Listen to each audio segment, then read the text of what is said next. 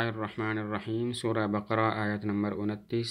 الذی خلق لکم ما فی الارض جمیعا ثم استوى الی السماء فسواہن سبع سماوات وہو بکل شیء علیم۔ ترجمہ: وہ ذات ہے، هو الذی، وہ ذات ہے، خلق لکم، جس نے پیدا کیا تمہارے لیے، ما فی الارض، ان چیزوں کو جو زمین میں ہیں، جمیعاً، ساری کی ساری، ثم، پھر، استویٰ الی السماء، متوجہ ہوئے آسمان کی طرف، فسواہن، پس ان کو ٹھیک ٹھیک بنایا، سبع سماوات، 7 آسمان، وہو بکل شیء علیم، اور وہ ہر چیز کو جاننے والے ہیں۔ زندگی کی نعمت کے بعد اب اللہ تعالیٰ آسمان اور زمین کی نعمت کا تذکرہ کرتے ہیں کہ اللہ تعالیٰ نے تمہارے لیے زمین میں جو کچھ بھی ہے تمہارے فائدہ کے لیے پیدا کیا، اور پھر آسمان کی طرف متوجہ ہوئے۔ زندگی کی نعمت کے بعد اب آسمان اور زمین کی نعمت کو اللہ تعالیٰ ذکر کرتے ہیں۔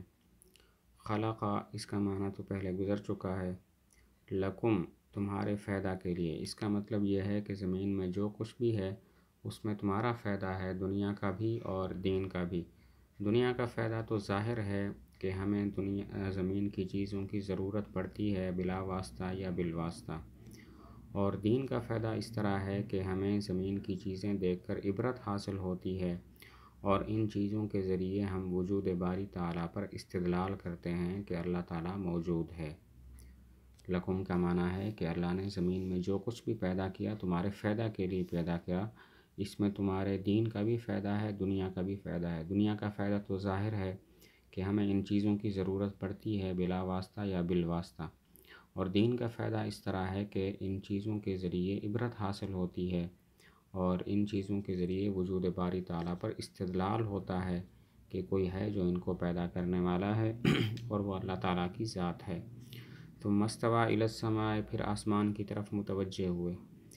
استویٰ، اس کے 2 معنی بیان کیے جاتے ہیں۔ نمبر 1، الصعود، یعنی کہ چڑھنا، ثم استویٰ الی السماء، آسمان کی طرف چڑھے۔ اس صورت میں یہ آیت متشابہات میں سے ہوگی، اس کی مراد صرف اللہ تعالیٰ جانتے ہیں۔ اور دوسرا معنی استواء کا ہے متوجہ ہوئے، پھر آسمان کی طرف متوجہ ہوئے۔ استواء کے 2 معنی بیان کیے جاتے ہیں۔ نمبر 1، صعود والا، یعنی پھر اللہ تعالیٰ آسمان کی طرف چڑھے۔ اس صورت میں یہ آیت متشابہات میں سے ہوگی، یعنی جن کی مراد صرف اللہ تعالیٰ جانتے ہیں۔ اور دوسرا معنی ہے متوجہ ہوئے، پھر اللہ تعالیٰ آسمان کی طرف متوجہ ہوئے۔ تو یہاں پر سوال یہ ہوتا ہے کہ اس آیت سے معلوم ہوتا ہے اللہ نے پہلے زمین پیدا کی، ثم استویٰ الی السماء، پھر آسمان پیدا کیا۔ حالانکہ ایک اور آیت ہے وَالْأَرْضَ بَعْدَ ذَلِكَ دَحَاهَا، اس سے معلوم ہوتا ہے کہ اللہ تعالیٰ نے پہلے آسمان پیدا کیا، وَالْأَرْضَ بَعْدَ ذَلِكَ، اور زمین کو اس کے بعد بچھایا۔ سوال یہ ہوتا ہے کہ اس آیت سے معلوم ہوتا ہے اللہ نے پہلے زمین پیدا کی، ثم استویٰ الی السماء، پھر آسمان کی طرف متوجہ ہوئے، یعنی پھر آسمان پیدا کیا۔ جبکہ ایک اور آیت ہے وَالْأَرْضَ بَعْدَ ذَلِكَ دَحَاهَا، اس سے معلوم ہوتا ہے کہ اللہ نے پہلے آسمان پیدا کیا، وَالْأَرْضَ بَعْدَ ذَلِكَ دَحَاهَا، اور زمین کو اس کے بعد بچھایا۔ مختلف جوابات ہیں۔ پہلا جواب یہ ہے کہ ثم یہاں تراخی زمان کے لیے نہیں ہے، زمانے کے بعد ہونے پر دلالت کرنے کے لیے نہیں ہے، بلکہ ثم تراخی رتبہ کے لیے ہے کہ آسمان بنانے کا رتبہ جو ہے وہ بلند ہے زمین بنانے کے رتبہ سے۔ پہلا جواب یہ ہے کہ ثم تراخی زمان کے لیے نہیں ہے، یعنی اس بات پر دلالت نہیں کرتا کہ آسمان کی تخلیق کا زمانہ بعد میں ہے، بلکہ ثم تراخی رتبہ کے لیے ہے کہ آسمان بنانے کا رتبہ بڑا ہے زمین بنانے کے رتبہ سے۔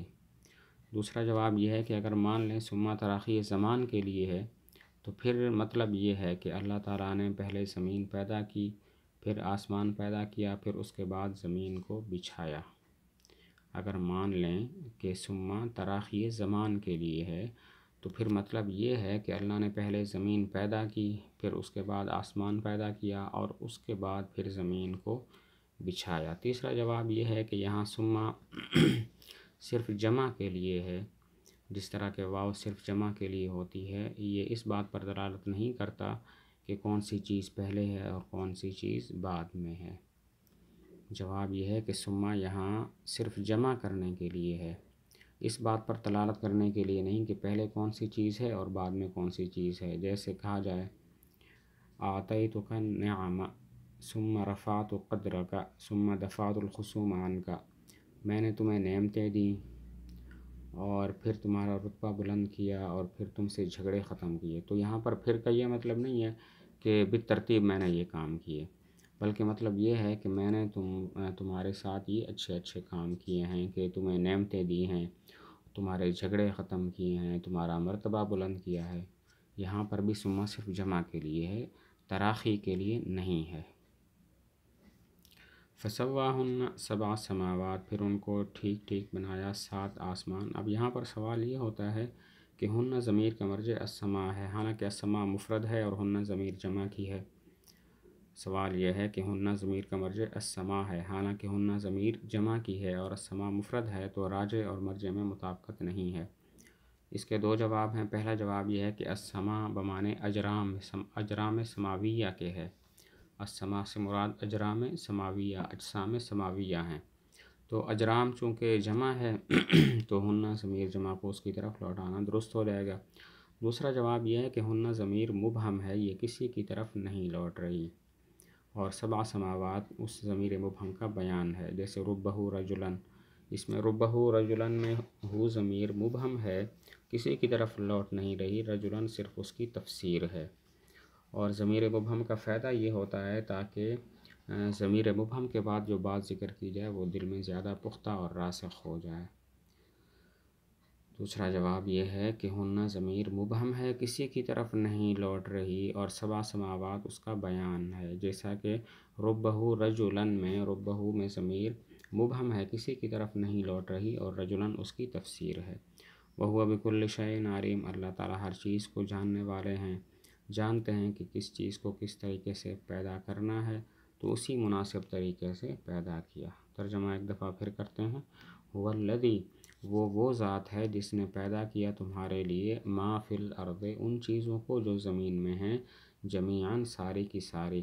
ثم استوی الی السماء، پھر متوجہ ہوئے آسمان کی طرف. فسواہن، پس ان کو بنایا. 7 سماوات، 7 آسمان. وہو بکل شیء علیم، اور وہ ہر چیز کو جاننے والے ہیں.